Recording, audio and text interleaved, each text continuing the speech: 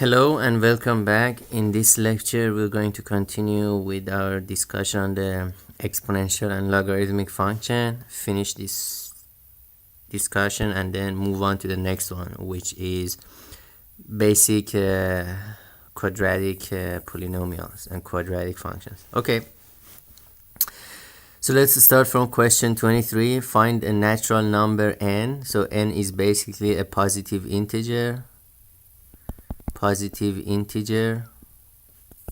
So n should be 1, 2, 3, or etc. such that log of 1 over 2 plus log of 2 over 3 plus log of n over n plus 1 equals negative 2. Again, if you recall the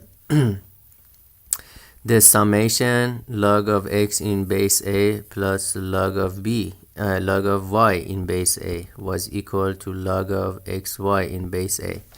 So if you take them 2 by 2, you multiply them, eventually this summation on two logs can extend to many terms, right? And you just have to multiply all of them. So this becomes log of 1 over 2, 2 over 3 multiplied by n over n plus 1 equals negative 2. Therefore, 2 simplifies, 3 simplifies, n simplifies. This becomes 1 log of 1 plus 1 over n plus 1 equals negative 2. And log of, if you recall again, log of 1 over x in base a is equal to minus log of x in base a, okay? Because you can say that log of 1 over x in base a is basically log of 1 in base a minus log of x in base a. And log of 1 in any base is 0. So minus log of x in base a, okay?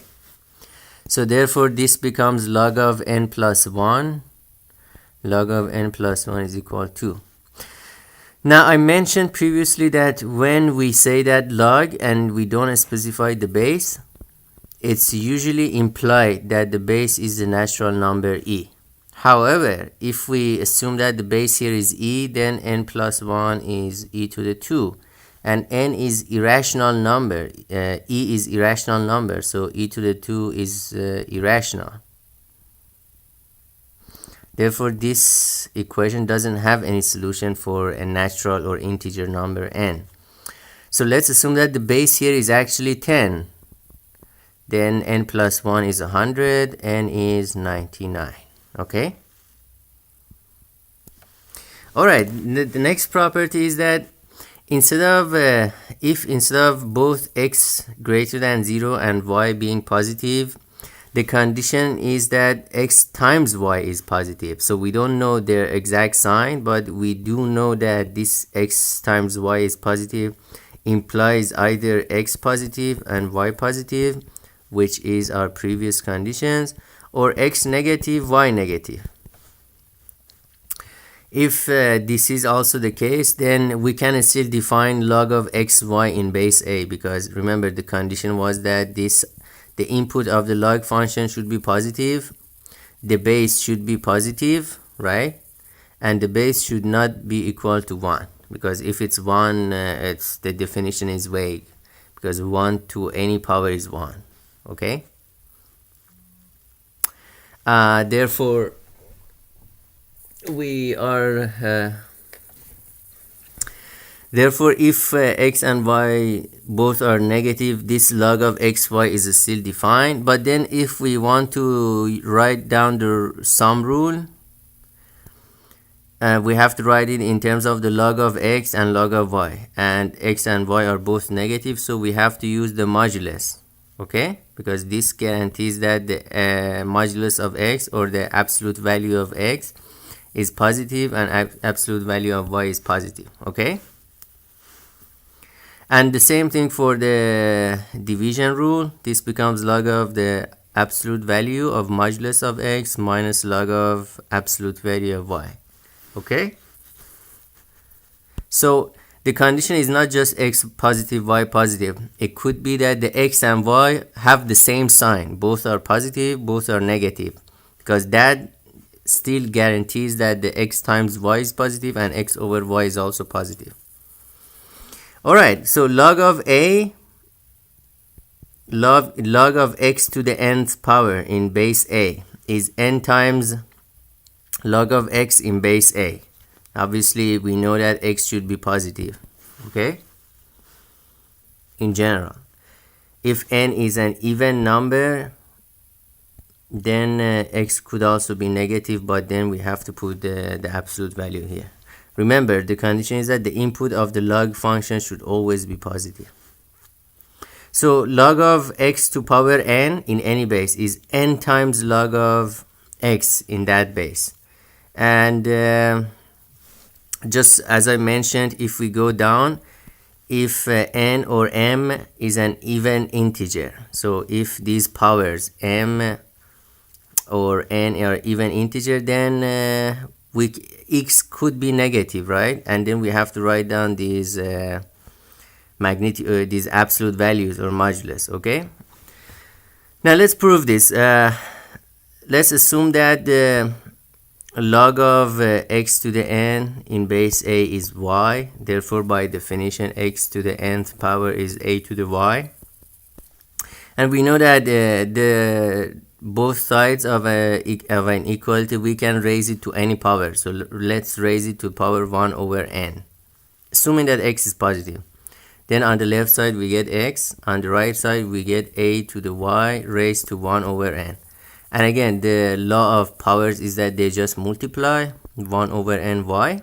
So x is a to the power of 1 over times y. So by definition of log, by definition, this means that 1 over n y is log of x in base a. Therefore, y is n times log of x in base a. And what was y originally? Y was log of x to the n.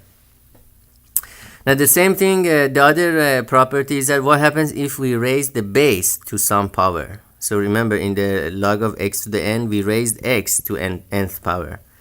And if base is raised to power m, then the log of x is multiplied by 1 over m.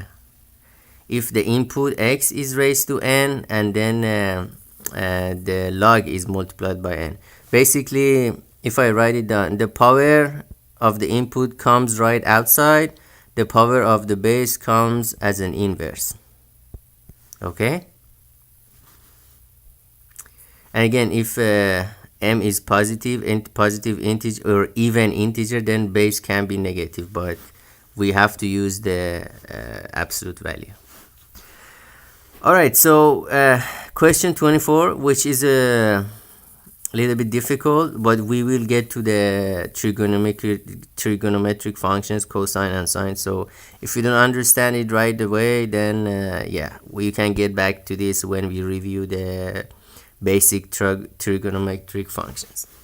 If x is not some integer times pi over 2, which if you look at the unit circle, this means that x is not one of these 4 angles. This is 2m pi, m is an integer. This is 2m pi plus pi over 2. This is 2m plus 1 times pi, and this is 2m pi minus pi over 2. And if you compact all these points, all these 4, it becomes some integer times pi over 2. So if x is not equal to this, what is the simplest form of log of 1 plus cosine 2x? First of all, cosine of any angle theta is always between -1 and 1. Okay. Therefore, 1 plus cosine of theta is between 0 and 2, right? Right? But then if you recall from the definition of log of x, we know that x cannot be 0. And therefore, cosine cannot be -1.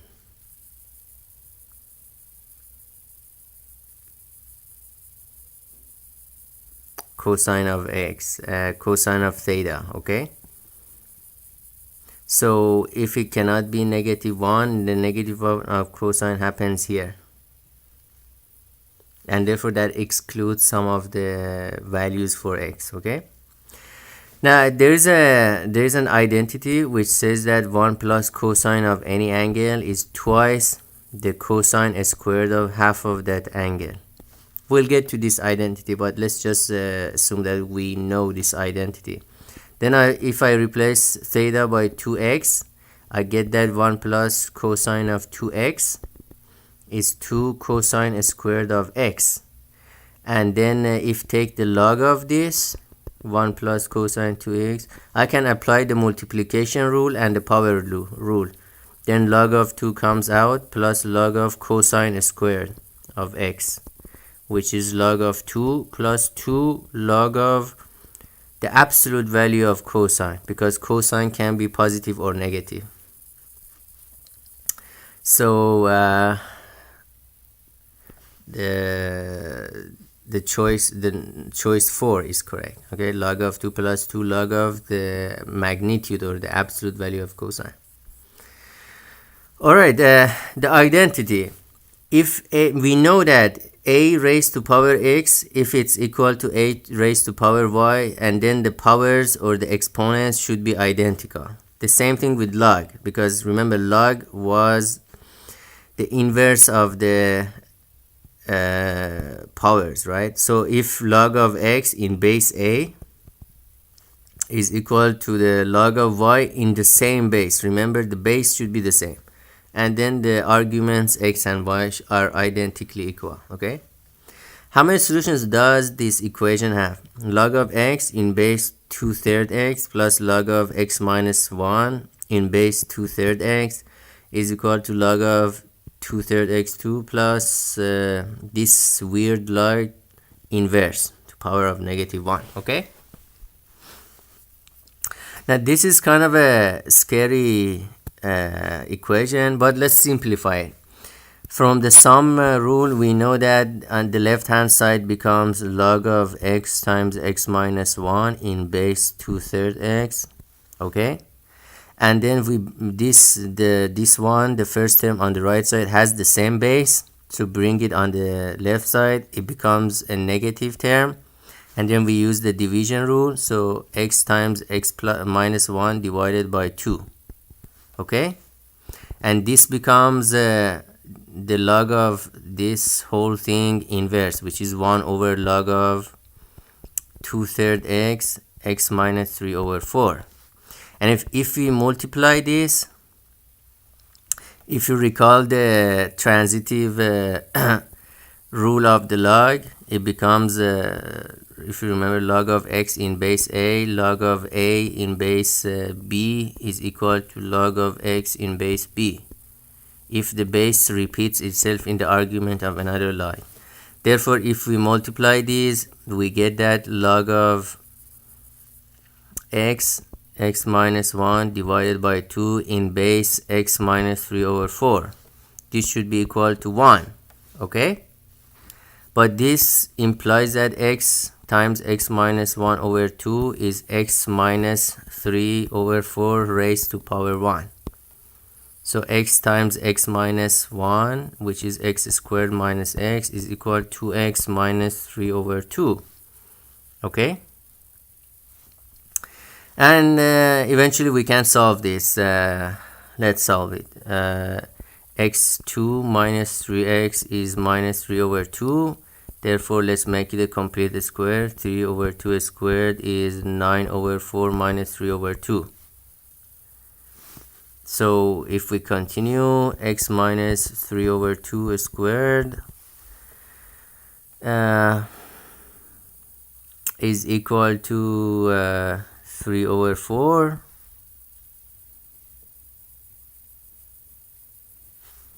Therefore, x is equal to 3 over 2 plus minus square root of 3 over 2. 3 plus minus square root of 3 over 2. And both solutions are positive. Okay. Now, okay, so we have two solutions, 3 plus square root of 3 over 2 and 3 minus square root of 3 over 2. But remember, these solutions are only valid if all the log terms in the original equation are defined. So let's look at this. From the first log, we conclude that x should be positive and x should not be equal to 3 over 2 because then the base becomes 1. Okay, so x positive, both of the solutions are positive, so no problem. But then from the second log we conclude that x should be greater than 1. Okay, and from the last log we conclude that x should be greater than 3 over 4. Okay, now if you look at the two solutions, 3 plus square root of 3 over 2 is definitely greater than 1, but 3 minus square root of 3 over 2 is actually less than 1. Okay, therefore only one of the solutions is valid, so we only have one solution. Okay, alright, let's have a look at some of the inequalities. We know that for the exponentials, if a to the x is less than or equal a to the y, then what's the inequality on the, if the bases of the powers are the same, we actually can make some conclusion on the relation between x and y. I always say that the easiest way is to remember the exponential. If a is greater than 1, we are dealing with a monotonically increasing function, a of the x, right?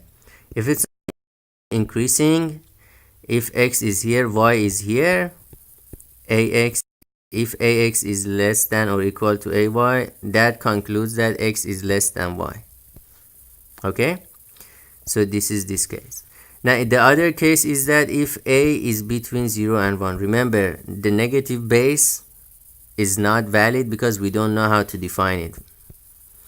So if a is between 0 and 1, we are dealing with a monotonically decreasing function. At x equals 0, it's 1 in both cases. And if it's monotonically decreasing, if ax is less than ay, that concludes that x is greater than y.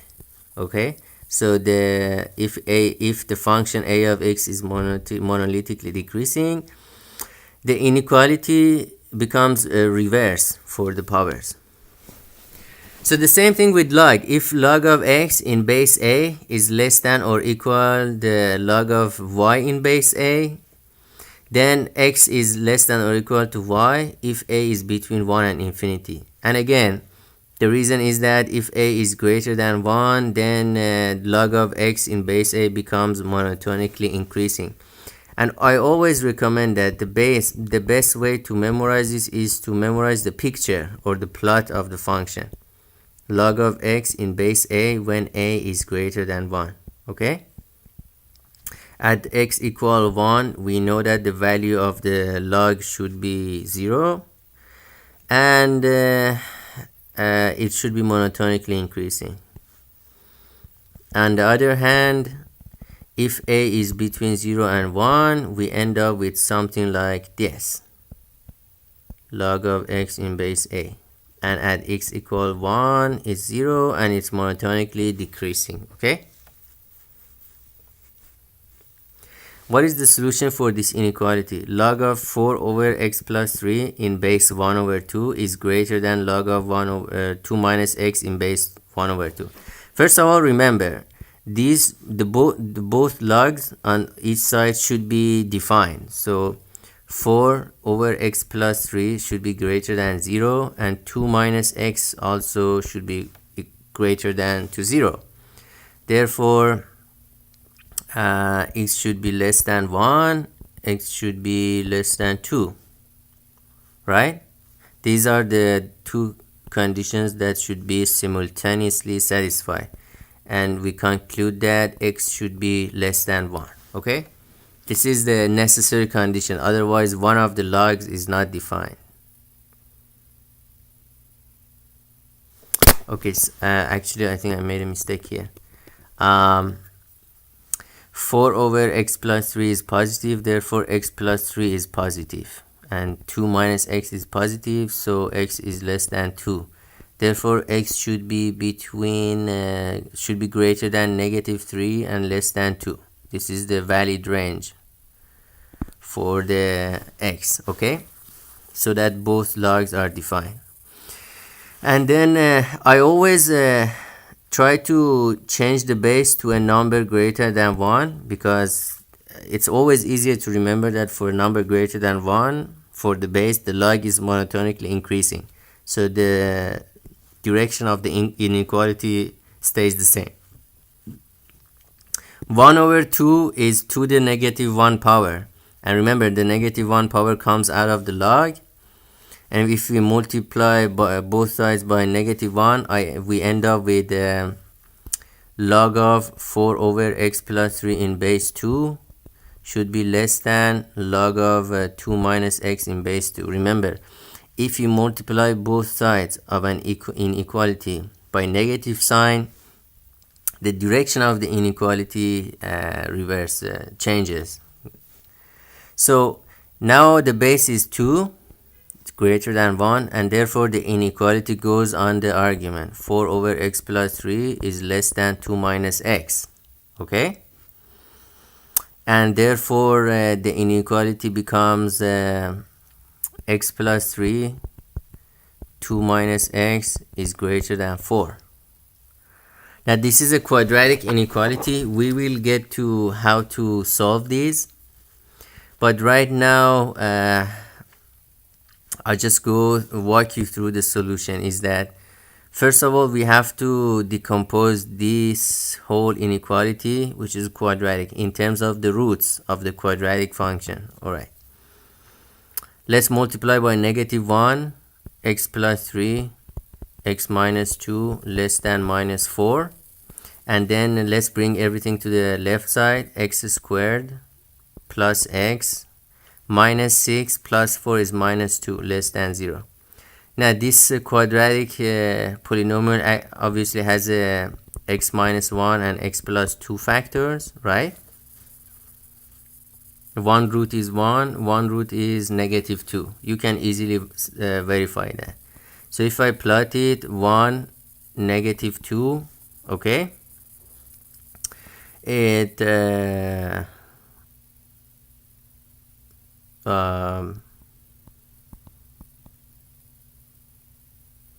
it should look something like this. Okay, obviously as x goes to infinity, the whole thing should go to infinity. As x goes to negative infinity, the whole thing should go to infinity. Okay, now we're looking for values of x so that this function becomes negative. So here between the two roots, right? So there is the conclusion x should be between negative 2 and 1.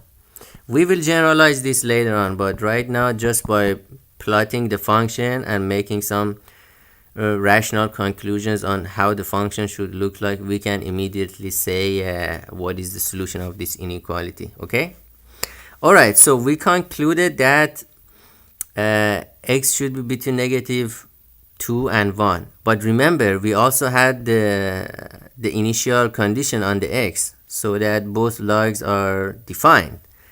So the lower limit of x is between minus 3 and minus 2, so x should be greater than minus 2, and the upper limit is between 1 and 2, so it should be less than 1. This is the final solution. Okay,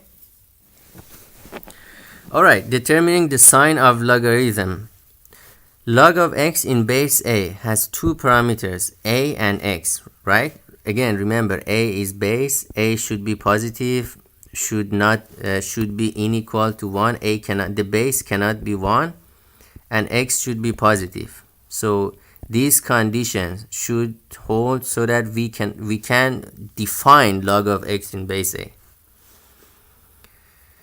But both of these can be effective in determining the sign of log. Okay, in fact, we can have the following classification.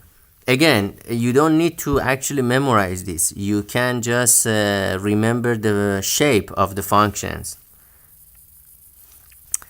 I'm going to plot it again. A to the x, log of x in base a. If a is greater than 1, what does it look like? Obviously, because a is greater than 1, this has to be a monotonically increasing function, and I already know that at x equal 1, the function should be 0. So the shape is something like this, okay? So we're talking about a is greater than 1, these two cases.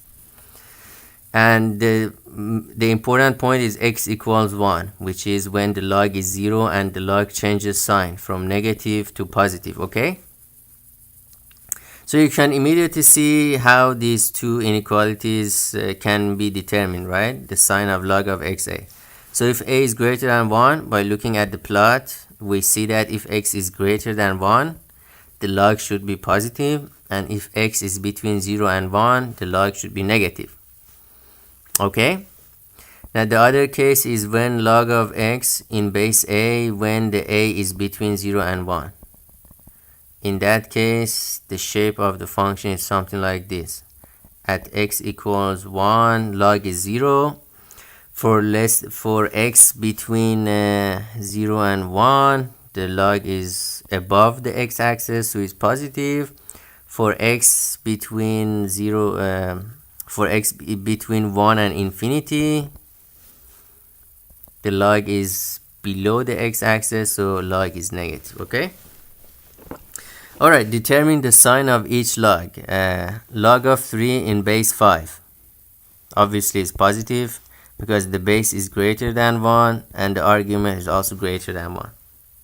Actually, we can determine the range, right? 3 is between 5 to the 0 and 5 to the 1, and log of 5, log in base 5 is monotonically increasing, so log of 3 in base 5 is actually between 0 and 1. What is this one?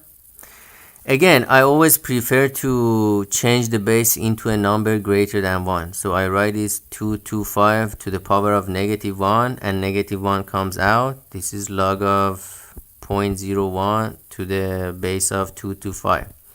And 0.01 is 10 to the negative 2. Again, negative 2 comes out. It becomes plus log of 10, log of plus 2 log of 10 in base 225. And again, base is greater than 1, the argument is greater than 1, this whole log becomes positive, so this is a positive number.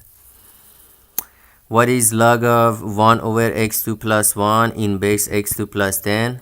Remember the division rule, 1 over x2 plus 1. This becomes minus log of x2 plus 1 to the base of x2 plus 10, and x2 is always a positive number, so x2 plus 1 is always greater than 1, x2 plus 10 is always greater than 1. So because we have a negative sign, then this whole thing becomes negative. Log of cosine, the absolute value, so absolute value of cosine of x is always between 0 and 1. And log of 5, log in base 5 is always a increasing function, monotonically increasing. Therefore, log of cosine of x in base 5 is always less than 0, okay? What is the solution of x to the power of log of square root of x, x minus 2 equals 9? So the first rule is that the function should be defined. So that determines the valid inputs for x, okay? First of all, x is the base, so x should be positive. A square root of x is the base of log, so obviously x should be positive, but base should not be 1. And x minus 2 should also be positive, so x is greater than 2. This is the valid inputs for x, okay? Now we go and solve and find the solutions and check which one of them are greater than 2, okay?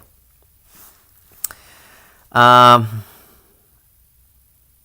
do we solve this? X to the log of square root of x, x minus 2 is equal to 9. First of all, base is square root of x, which is x to the power of 1 over 2. And when base is raised to some power, the power becomes inverse and comes out. So this is x to the 2 log of x minus 2 in base x equals 9. But then these two can go over the argument, so x to the log of x minus 2 squared in base x. And if you remember, one of the interesting properties is that if you raise x to the some power that is equal to log of something in base x, this becomes the argument of log. So eventually this whole thing is x minus 2 squared is equal to 9. So x minus 2 is plus minus 3. So x is either plus 3 plus 2, 5, or minus 3 plus 2 is minus 1, right? Two solutions, but x should be equal to greater than 2 so that the whole log thing is defined. Therefore, there is only one solution, x equals 5. Be very careful that when you have functions, log of x or whatever, log of x minus 2, something that the arguments need to satisfy some range, right? Fall within some range so that the function is defined. You have to be careful when you're solving solutions of that nature. All right, what is the property of the domain of log of 4 minus x squared divided in base of x over 2? All right, x over 2 is base, so it should be greater than 0, and it should be anything but 1, right? So x should be greater than 2 and x should not be 2. And then 4 minus x squared should be positive. Therefore, x squared minus 4 should be negative. X minus 2, x plus 2 should be negative. Okay. And again, we'll get to how to solve these inequalities. But for now, let's just plot it. Plot the whole function. It has two roots, minus 2 and 2. At x infinity, it has to go up. At minus infinity, it has to go up. So the shape of the function is something like this. And therefore, it's negative when x is between negative 2 and 2. Okay? So we have two intervals, x greater than 0, not 2, x between minus 2 and 2. And therefore, the common region between these two is x greater than 0 and less than 2. So it's a bounded thing, right? If log of 8 minus x squared in base 1 over 2 is greater than or equal to 0, then which one is true? And again, before starting solving the equation, we have to determine the domain of x such that this whole log is defined. So the base is 1 over 2. It's a positive number, not equal to 1, no problem. But the input of the log or the argument, which is 8 minus x squared, it has to be positive. Therefore, x squared should be greater than 8. Therefore, the absolute value of x should be greater than square root of 8. So this is the necessary condition. And then we go and solve it. I always change the base to a number greater than 1. Therefore, 1 over 2 is 2 then the negative 1, and the negative 1 comes out. So it becomes minus log of 8 minus x squared in base 2 is greater than or equal to 0. And then I multiply by negative sign. Therefore, log of 8 minus x squared in base 2 is less than or equal to 0 if we multiply by minus 1. And since the log is in base 2, which makes it a monotonically increasing, so 8 minus x squared should be less than equal to 1. So x squared should be greater than or equal to 7, right? And again, the other condition was that x squared is greater than 8. Remember, x squared cannot be equal to 8. And if you take the square root, x is greater than or equal to a square root of 7 and less than a square root of 8. Remember, we have a less than here, less than or equal here. So the solution is number 1.